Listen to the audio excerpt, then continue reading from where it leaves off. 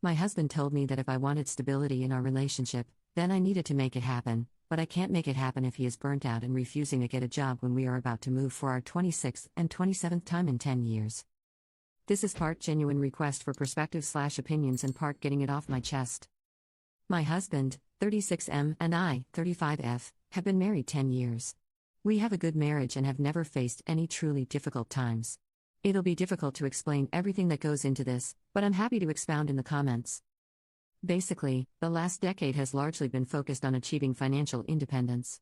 I had never been a very business-oriented person until I met my husband. He is extremely entrepreneurial and his passion for it is catching. We have run our own businesses together and separately throughout our marriage. The goal has always been to make enough money on location-independent businesses we can live freely. Not necessarily retire, but have more freedom. Because of his encouragement, I'm now on a career path that could easily result in that. In 10 years, we have moved 25 times, all because better opportunities have presented themselves or current opportunities have dried up. We're now facing number 26 with number 27 not far away because number 26 doesn't look like that good of a prospect. Without giving away details, my business fluctuates greatly. I've had months where I pull in mid-five figures and long stretches of a few hundred. My career outside of this is food service with a very definite wage ceiling. My husband's career is professional and he can easily find a six-figure salary position. His current online business currently brings in low four figures. We have always relied on his going back to work when money runs low. He's in high demand, can practically snap his fingers and get a job. I cannot. Here's the conflict and where I'll try to eliminate as much of my bias as possible. My husband is completely burned out. He physically and emotionally can't deal with the stress of going to work right now. He has supported me through the last couple of years when my income has been low. I've always been aware of my financial contribution and make up for it by carrying the grand majority of the household chores. Even when I was working 60+ hours as a manager and pulling in half his wage. But as our savings are dwindling, it's looking more and more like I'll have to get a job. That means pushing my business to the back burner, working a physically demanding job, all for a quarter of the pay he could get. I'm not one to spend money. We didn't have a wedding. We bought my wedding band 3 years after we got married. I cut my own hair. I work from home in sweatpants. It's not as though I forced him to work jobs he hates in order to provide me with an extravagant lifestyle. I have worked jobs to help provide for us in the past, and even when my business isn't earning a ton, I still put in 50+ hours a week. I'm craving stability. Not permanence, just the feeling that I can unpack our boxes and not feel like I should save them in a closet knowing in 6 to 9 months I'll need them again. We've been child-free for years, but the last couple years the topic has been coming up more and more. Yet I feel it's impossible to even discuss the idea of starting a family in the face of such uncertainty. I miss my cats, they're living with my parents overseas. I want a fish tank and a place to hang pictures. He says, if you want those things, then make them happen. Which, fair enough. I completely agree with. I don't want to rely on him to provide the life I want, however it leaves me feeling a combination of emotions I can't really put a word to. I find myself going through mental exercises of, what would I do in this situation if I were single? How would I support myself? And I start to feel resentful. I'm not single. I'm married. And not only that, I'm not sure I can make enough money to support us. I desperately want him to find what it is he's meant to do. I don't care about the money or the dreams of financial independence if it means he's miserable trying to get there. He's been trying to work out which direction to change to for the past year and has yet to come up with anything solid. I know it's all about give and take, but I can't help but feel. I don't know. I don't have the words. And I'm at a complete loss as to how we resolve this. BTW, we have talked about all of this about 1,957 times already. There is nothing written here he hasn't heard before. Edit, I appreciate all the comments and opinions. This got a lot more response than I expected. Just a few things. It's difficult to sum up an entire life in a few hundred words. The moves have been for varied and obviously with 25 of them, multiple reasons. Some were because my husband was offered a good job. Others were to be nearer family. I've been pursing my side business for the last 3.5 years. The 7 prior to that I was in full-time employment, sometimes working a full-time job while also helping to run our own business. He has not financially supported me for 10 years. I'm not sure where people got MLM from, but I'm in a creative field. As I said, I don't want to reveal details, but I create products and then sell them online. We are not scam artists, nor do we have to leave town because people are catching on to our pyramid scheme, lol. As far as financials go, again, it's impossible to sum up 10 years of income. But we go through feast and famine periods. Times when money is flowing in and times when we live off what we've earned. We never live outside our means, and when money is good, we put thousands a month away to prepare for the down times. It's not a typical way of living, so I understand it's not easily relatable. Commenter 1. So, you both have entrepreneurial side businesses and full-time jobs? Plus moving every 3 to 6 months for the last 10 years? That would burn anybody out. I know financial independence is a dream, but it seems like if both put down roots, maybe for a specified time, like 4 years, and found stability, burnout wouldn't be a factor. Financially and emotionally, starting over takes a toll. I want to say make a plan, but sometimes you have to go with the flow, work a job and just make it day to day without trying to achieve large crushing goals of making it big with an entrepreneurial venture. Commenter 2.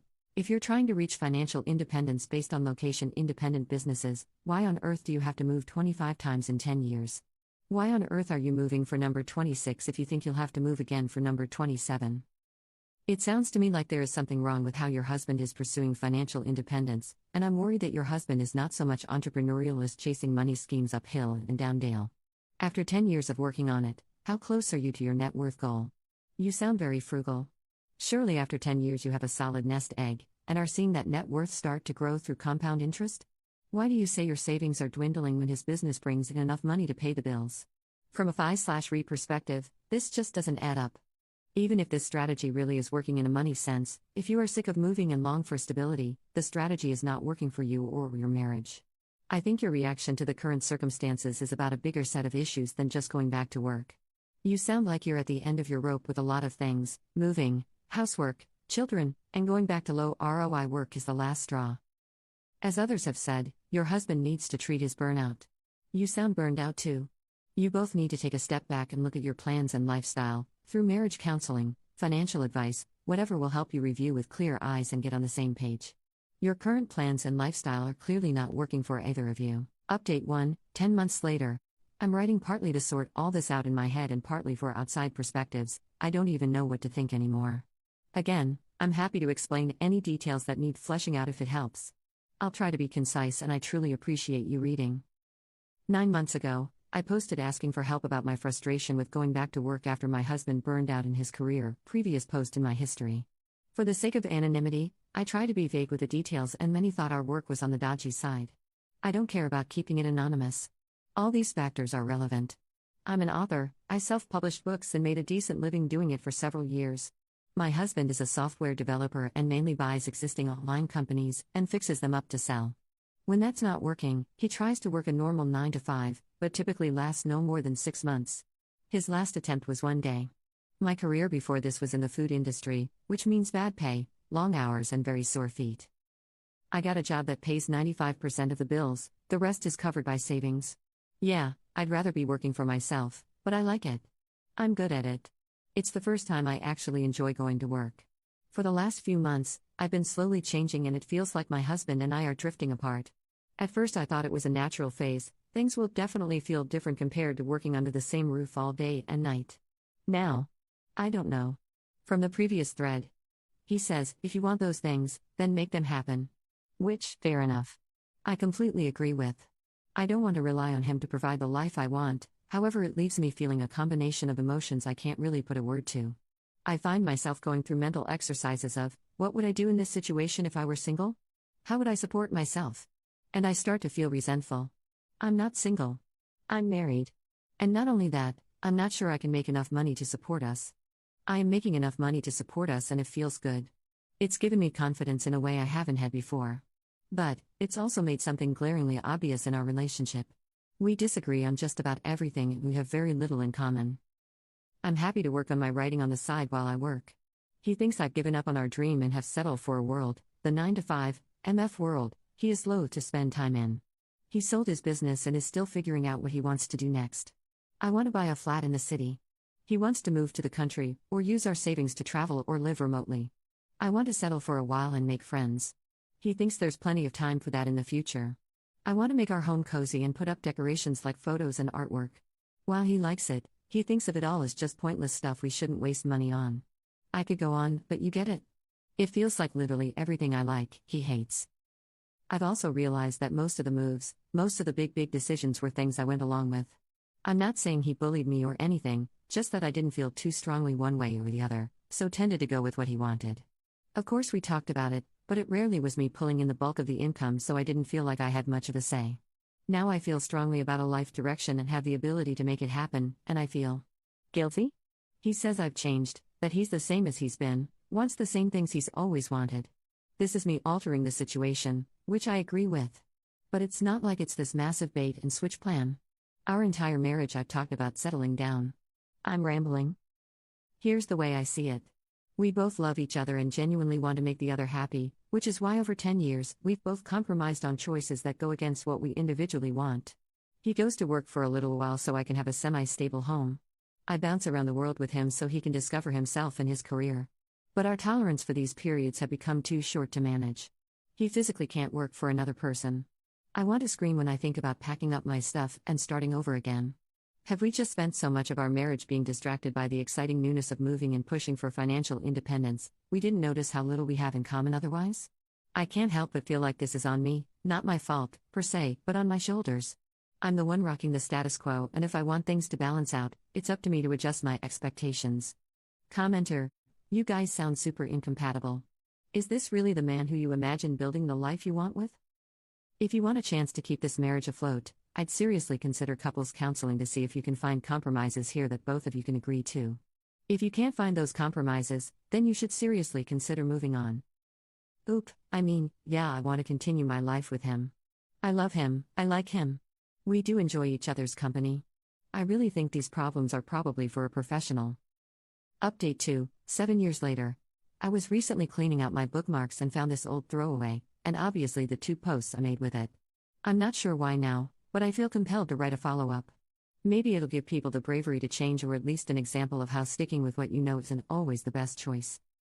And obviously, very long story short, with the help of those posts and a lot of long nights of thinking, I left my husband.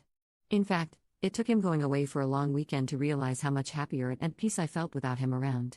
At first the split was amicable, but looking back I think he was just waiting for me to come rushing back to him once I realized my mistake.